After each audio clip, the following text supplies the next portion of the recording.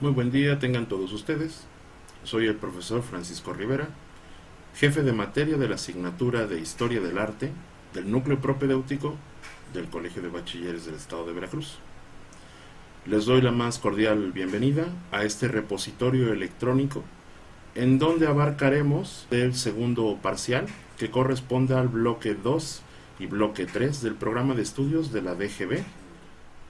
Bienvenidos sean todos ustedes a este repositorio electrónico de la asignatura de Historia del Arte 2. A continuación me permito hacer de su conocimiento el propósito del bloque, así como su nombre. Nos encontramos en el bloque 2, las características del arte en la época moderna. El propósito es explicar la trascendencia que tuvieron las culturas renacentistas en el desarrollo de las distintas ramas del arte, reflexionando de manera crítica los cambios más significativos en la arquitectura, escultura y pintura del periodo, así como su relación con el contexto actual. Los aprendizajes esperados son dos: deducir el origen y desarrollo del arte durante los periodos del Renacimiento, Barroco y Neoclásico, a través del reconocimiento de las características de la arquitectura, escultura y pintura, con el fin de reflexionar sobre la evolución histórica de las diferentes posturas artísticas. El segundo aprendizaje esperado es establecer una relación con las características de la arquitectura, escultura y pintura del periodo renacentista con las actuales manifestaciones del arte, favoreciendo la reflexión sobre la diversidad cultural y fomentar su sensibilidad artística. Las características generales del Renacimiento. El Renacimiento es el periodo cultural occidental inmediato al medioevo. Se desarrolló entre los siglos XV y XVI. Buscaba desmitificar al humano y su entorno, al distanciarlo de la teología cristiana, encaminándolo hacia el humanismo, el naturalismo y el individualismo renacentista.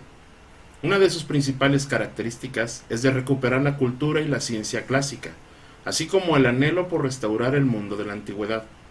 Es gracias a este deseo que se potencializa el humanismo a lo largo del Renacimiento, pues busca una nueva concepción del mundo al reinterpretar la historia en donde se exaltan los valores y criterios de la antigüedad clásica. Lo anterior, obviamente, tendría su impacto en el mundo del arte. En el Renacimiento, la pintura significó revivir un arte verosímil y naturalista. En la escultura, se vuelcan hacia los cánones clásicos, al ideal de la belleza humana, al sentido de la armonía y el equilibrio. Por su parte, en la arquitectura, se rompe con los modelos medievales para retomar los elementos y técnicas de la antigüedad. Los temas sobre la mitología renacen y se entremezclan con la hagiografía cristiana. Esto no significa una transformación hacia el paganismo, sino un proceso con características antropocéntricas que retoman la medida del hombre como referencia. Esto quiere decir, el hombre como un referente universal, el hombre como medida de todas las cosas, al replantear su contexto según su propia visión, desembocando entonces en el naturalismo e individualismo renacentista. En cuanto a la estética renacentista, el canon clásico se restablece, dando proporcionalidad al idealizar las virtudes morales, cívicas, a través de la armonía y el equilibrio. La arquitectura del Renacimiento estuvo relacionada y vinculada a través de dos grandes pilares: el clasicismo, refiriéndonos a la antigüedad, clásico griego, romano, y el humanismo, nueva corriente filosófica del hombre por el hombre la medida del hombre.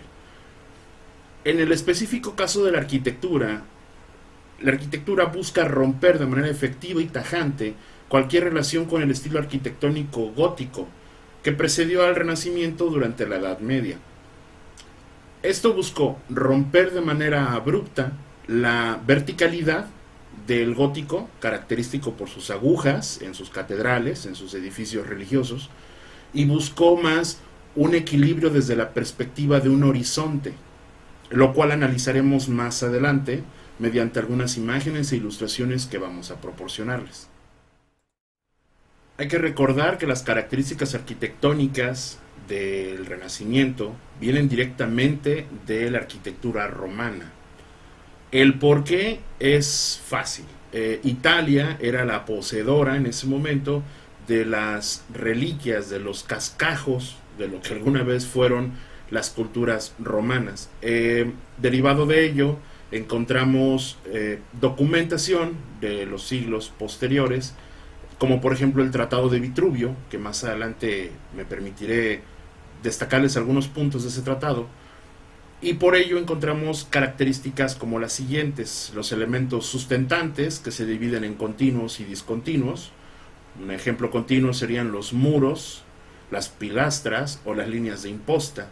Los discontinuos pueden ser entablamientos, frontones, todos ellos caracterizados por el uso de órdenes clásicos, característicos de los griegos, pero con un énfasis especial por el orden corintio.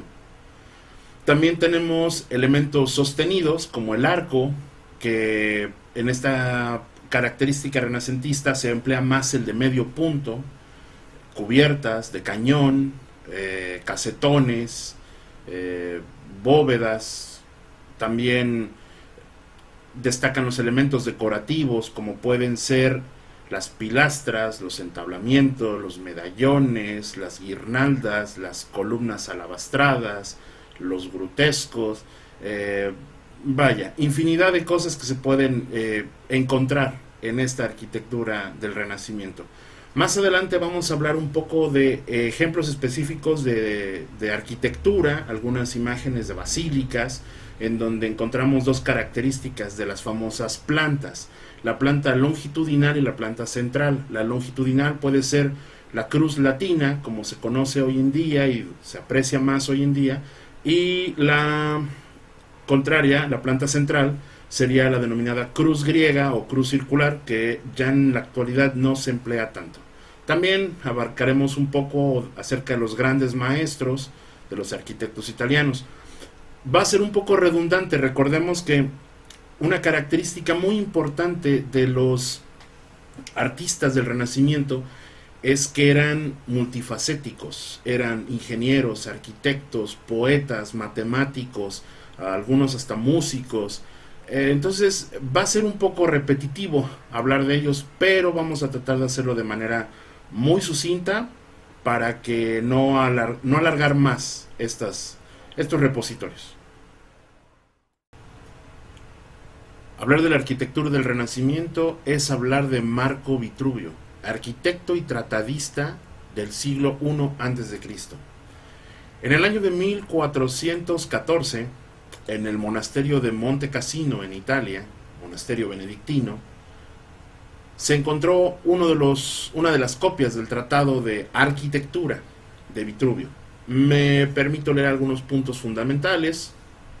Les comento que está contextualizado al siglo XV, pero son fáciles de comprender. Un edificio debe caracterizarse por su belleza y utilidad. Belleza es aquello que resulta agradable para la vista y que es conforme a la razón. La belleza se consigue mediante la simetría y la proporción entre los elementos. La base de esta proporción es el hombre. Un edificio razonado se basa en una composición geométrica elemental y en un sistema de proporciones matemáticas generado, como en la Grecia clásica, a partir de un módulo, por ejemplo, la anchura de las naves o la altura de la fachada. A partir de esta proporción se debe organizar las relaciones entre el resto de los elementos. Los volúmenes de un edificio deben tener entre sí relaciones matemáticas simples. Deben usarse exclusivamente figuras geométricas elementales como el círculo, el cuadrado, el rectángulo y el triángulo. Y solo deben emplear los tres órdenes clásicos. El resultado final, pues, debe basarse en los conceptos de orden, simetría y proporción. Esta armonía matemática es análoga a la armonía musical y el resultado es la belleza, como se ha dicho, fruto de la razón. Hablar de la perspectiva en la arquitectura del Renacimiento es hablar de Filippo Brunelleschi. Filippo Brunelleschi realizó una serie de experimentos por los cuales descubrió los principios matemáticos que rigen la perspectiva. Uno de estos principios es que los objetos parecen más pequeños cuanto más lejos estén. Brunelleschi nos habla de un tipo concreto de perspectiva, la perspectiva lineal, la cual se basa en que las rectas paralelas se unen o convergen en un punto, que se sitúa en una línea del horizonte y se conoce como punto de fuga.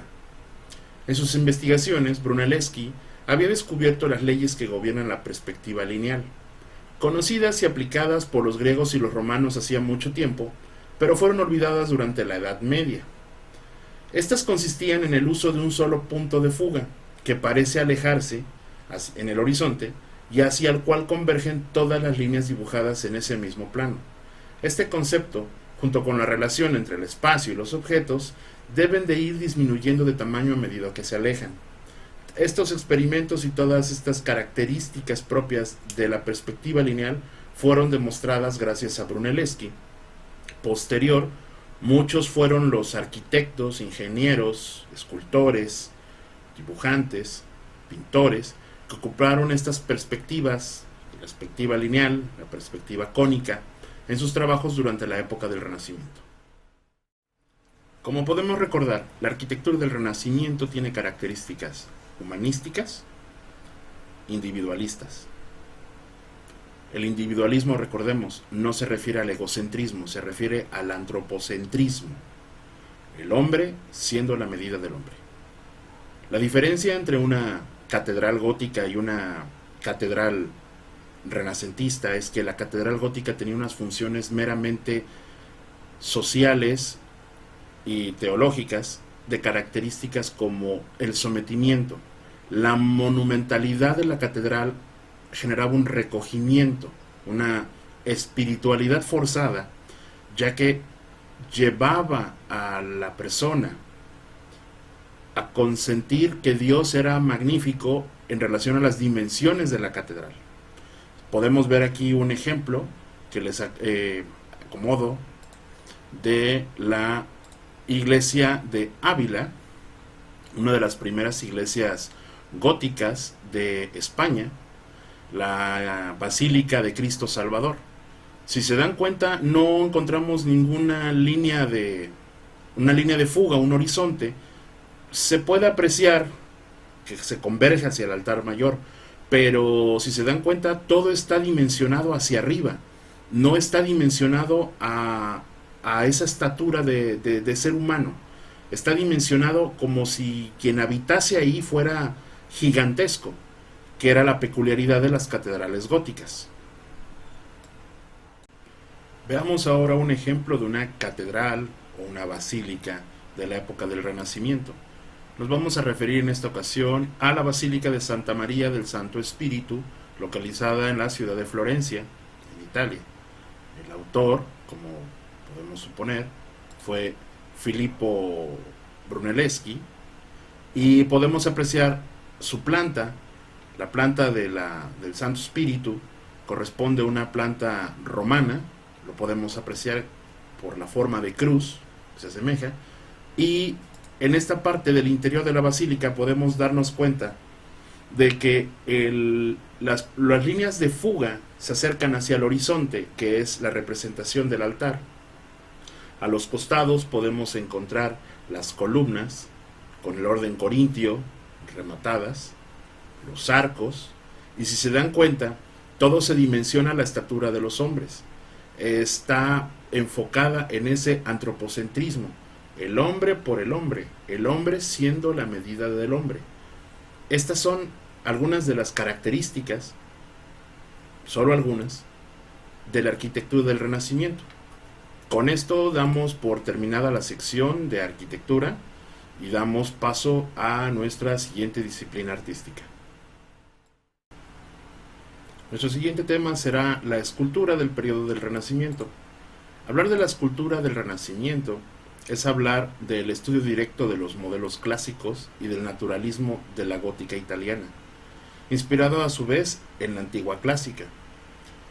Se distingue a la escultura del Quattrocento un acento realista que se eleva al máximo de los bustos, de los retratos, frente al Cinquecento, que se deja llevar por un deseo de idealización y grandiosidad. Se advierte también el gusto por el desnudo, enteramente clásico. Los materiales preferidos son el mármol y el bronce, los materiales nobles de la antigüedad clásica. La técnica de la fundición de bronce alcanza una extraordinaria perfección, así como la cincelada del mármol, consigue efectos de sutil refinamiento, especialmente en los relieves. En Florencia se generaliza un material de barro cocido, que a veces es vidriado o a veces es pintado para efectos de mayor realismo. Además del género religioso, siempre cultivado con preferencia por parte de los autores, de los artistas, vemos surgir elementos profanos y alegóricos en la escultura funeraria. Se resucita el retrato ecuestre al característico modo antiguo, al tiempo que se cultiva mucho el manejo del busto redondo. El artista abandona el anonimato y tiene conciencia de su libre capacidad creadora, aunque los temas le vengan impuestos por los encargos. En cada obra renacentista vemos prácticamente un estilo individual. El hombre y la naturaleza son los protagonistas de este arte. Aquí podemos hacer hincapié de las importancias de los mecenazgos. Si recordamos, el Renacimiento nace en Florencia. Florencia era un estado capital regido por los burgueses, en este caso la familia Medici. Correspondería al periodo del 400 o los 1400, para ser más castellanos, y los Medicis eran los mecenas principales de este periodo. Posterior a los 1400, los 1500, siglo XVI, el Renacimiento se traslada hacia Roma, en donde los nuevos mecenas son los papas. Mediante esto, pues es cuando se vuelve más prolífico el trabajo de los artistas durante el Renacimiento, derivado a que no había una preocupación por el bien material, el bien económico, pues eran remunerados por los mecenas, ya sean los Medici en los años 1400 o por los pontificados de los años 1500. A todo esto de las características de la escultura contribuye la idealización y el embellecimiento de la vida misma. Y es este idealismo neoplatónico lo que mejor sirve para distinguir lo renaciente de lo gótico. O sea, el parteaguas de cómo rompe la estatutaria gótica con las nuevas desarrollos del Renacimiento. Aunque los temas cristianos siguen predominando, pero aún en ellos, en la sobriedad, se admira la belleza puramente formal de la escultura.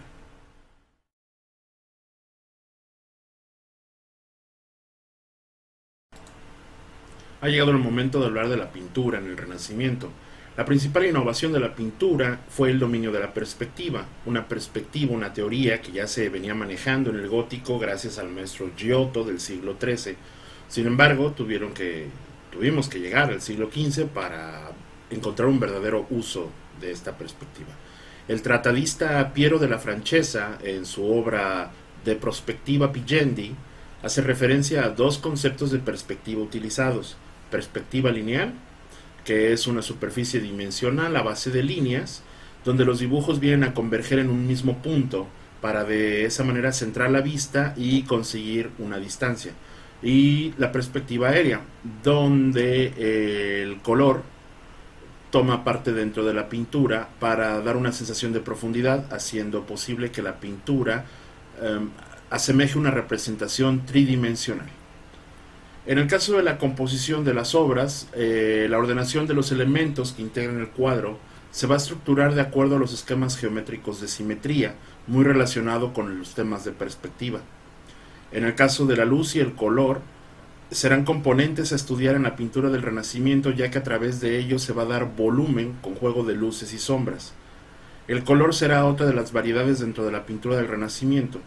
Con el tiempo se ha visto poco a poco que ha ido evolucionando, mientras que en el románico veíamos colores monocromáticos y en el gótico se empiezan a dar matices y graduaciones hasta alcanzar una máxima precisión en el Renacimiento.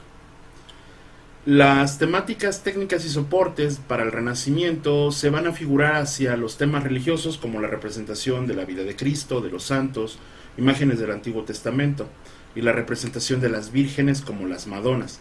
También se representarán temas mitológicos y evolucionará mucho la técnica de retrato, casi siempre en formatos muy pequeños. También veremos representaciones del cuerpo humano, siendo de gran interés el tema principal como el desnudo, por lo cual la anatomía será estudiada cuidadosamente para alcanzar un canon de perfección similar al de la antigüedad. El paisaje y la naturaleza no aparecerán como temas principales, pero sí como telones de fondo, así como los escenarios arquitectónicos, creando ambientes sobre cuál se representarán las figuras humanas, sirviendo además para dar una profundidad al cuadro. En el Renacimiento la pintura va a adquirir valores táctiles, por lo que contribuirá a la técnica del óleo. En cuanto a los soportes, seguirán pintando sobre muros, retablos, aunque la aparición del óleo desaparece en favor de las telas y cuadros de caballete hacia adelante. No podemos dejar de lado a los autores de la pintura del Renacimiento. Los más destacados pintores de la época del Renacimiento podrían ser Leonardo da Vinci, El Greco, Alberto Durero, Sandro Botticelli, Rafael Sanzio, Tiziano Beccelli, Miguel Ángel, Jan van Eyck y Giovanni Bellini, entre muchos otros.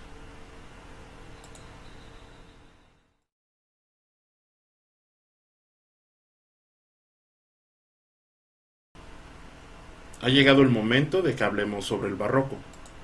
El barroco fue un periodo de la historia de la cultura en Occidente que abarcó los siglos XVII y principios del siglo XVIII. Nace en Italia durante el periodo conocido como el Seicento, los años 1600. Inicialmente el nombre se empleaba para referir a cierto estilo artístico recargado, grandilocuente o excesivo. Durante mucho tiempo fue empleado de manera peyorativa, para referir a algo caprichoso, engañoso.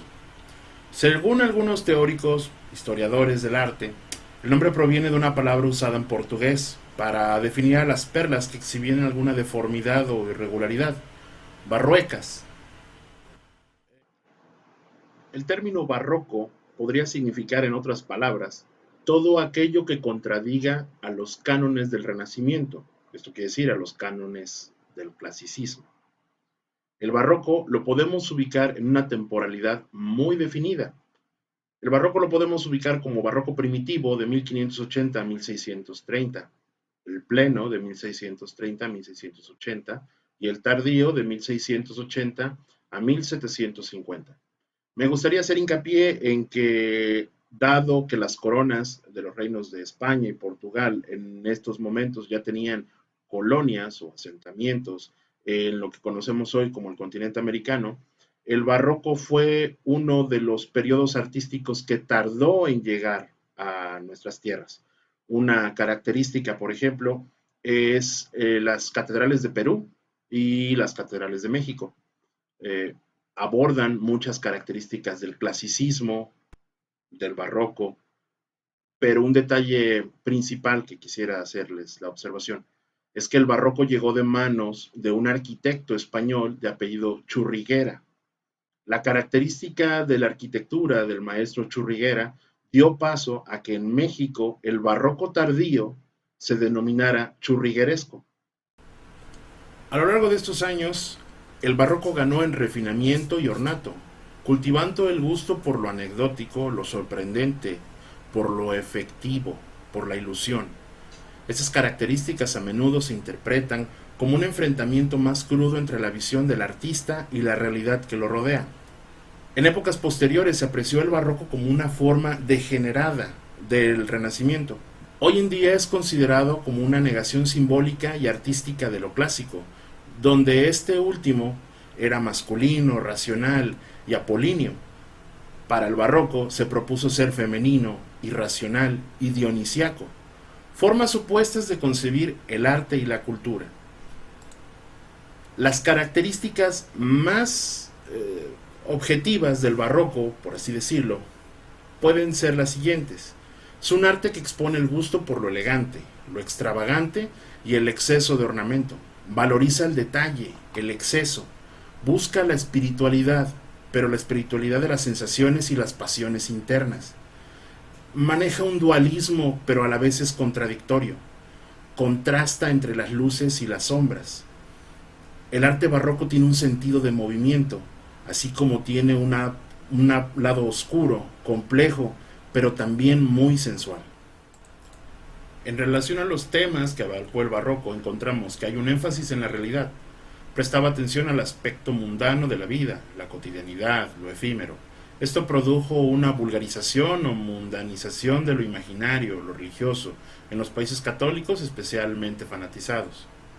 Una visión grandilocuente, exaltó lo nacional y lo religioso, considerándolos expresiones del poder político. Así, en esa época se produjeron obras monumentales, fastuosas, recargadas, con cierto contenido propagandístico a favor de la aristocracia y del clero generalmente. Cultura de la imagen aspiraba a generar la obra del arte total, que evidenciara el poder dominante, en este caso el clero y la monarquía, pero no directamente, sino empleando engaños y artificios que resumibles en la frase Theatrum Mundi, el mundo es un teatro. Ha llegado el momento de hablar sobre la pintura del barroco. La pintura fue una de las expresiones artísticas más favorecidas en el barroco y que mayor diversidad exhibió en sus distintas manifestaciones geográficas. Sus estilos, sin embargo, pueden clasificarse en dos vertientes principales. Cada una de estas vertientes se acercaba a otro estilo, aunque siempre diferenciándose. En primer lugar, tenemos el estilo naturalista o naturalismo, que está basado en la observación y reproducción de la naturaleza, dando cabida a directrices morales o estéticas del artista, cuando no hay interpretaciones muy libres del objeto pintado. Es heredero del tenebrismo, gusto por los claroscuros de Caravaggio, por lo que también se le conoce como caravallismo. Por otro lado, tenemos el clasicismo.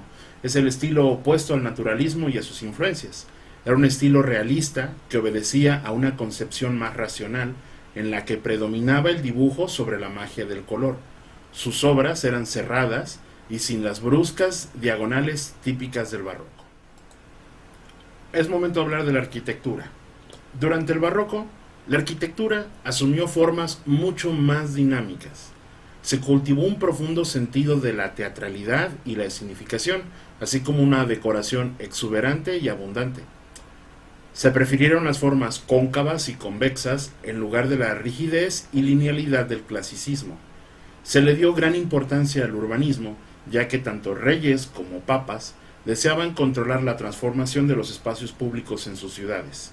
También abundan los juegos ópticos con la perspectiva del espectador.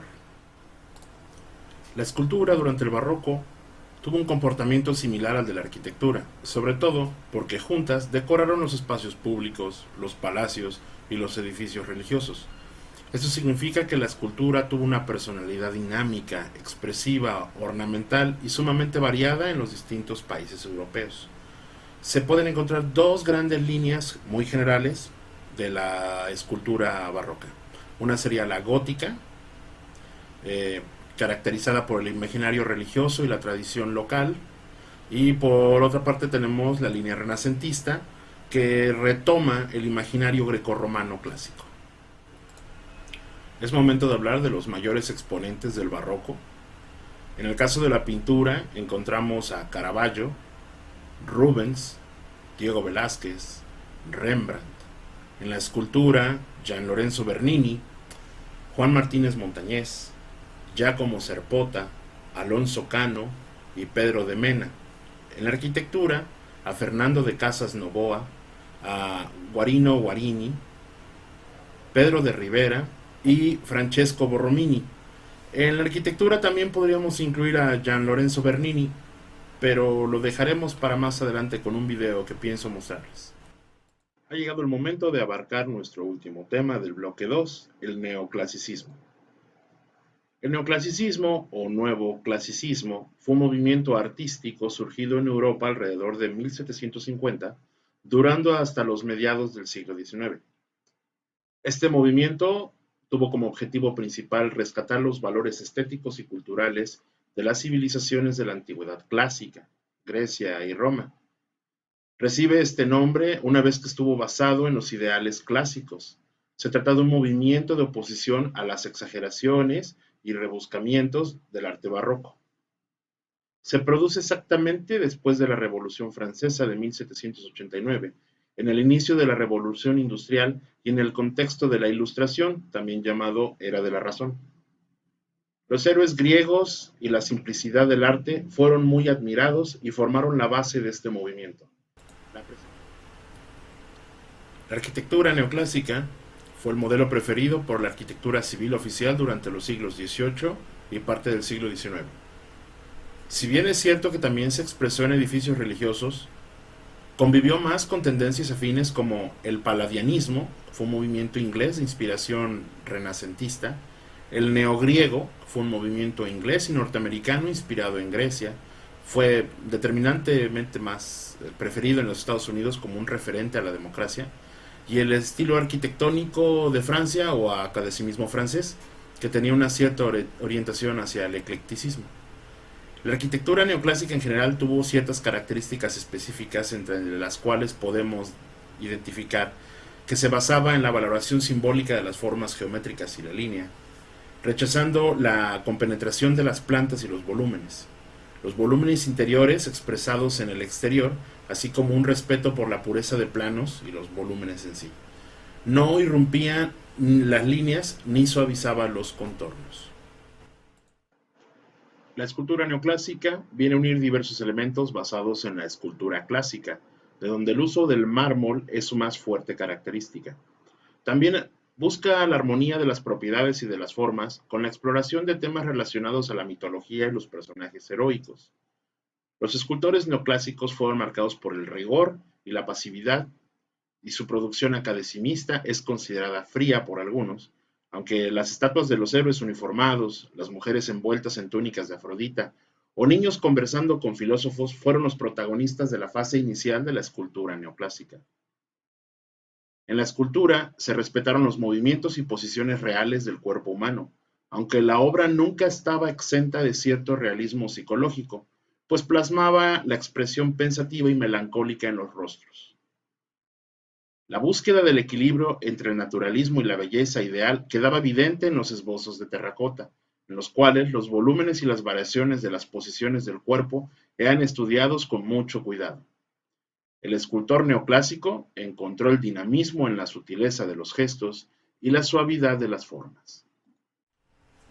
La pintura del neoclasicismo presenta diversas características en este periodo, el cual buscaba la pureza y la armonía de las formas. Inspirados en las artes greco-romanas, el realismo, el racionalismo de las obras y el equilibrio de los colores fueron esenciales para diseminar este estilo en las artes plásticas. El epicentro de la pintura neoclásica se desplaza hacia Francia. Durante la Revolución Francesa, el modelo clásico adquiere un sentido ético y moral, asociándose a cambios en la visión del mundo social, de la vida cotidiana, en la simplificación de los patrones decorativos y en la forma despojada de los trajes. La búsqueda de un ideal estético de la antigüedad viene acompañada de la reanudación de ideales de justicia y civismo. Está basada en una completa simetría y estática. Se intenta llevar la razón al arte, intentando expresar la lógica y el escepticismo de la época de la obra. No obstante, no toman los modelos clásicos de la antigüedad, como sí se hizo en la arquitectura y en la escultura. Utilizan luz clara y muy poco color. Los paisajes se ponen de moda, así como las ciudades muestran las costumbres de la época. Ha llegado el momento de despedirnos. De mi parte eso es todo. Agradezco mucho su tiempo y su interés en la asignatura de Historia del Arte. Les repito mi nombre, Francisco Rivera, quedo a sus órdenes. Les recomiendo ampliamente hagan uso del guión que encontrarán en la plataforma SIGA. En él encontrarán las actividades de aprendizaje, así como las evidencias de aprendizaje. También encontrarán indexados en la plataforma algunas ligas para videos y mayor información. Les agradezco mucho.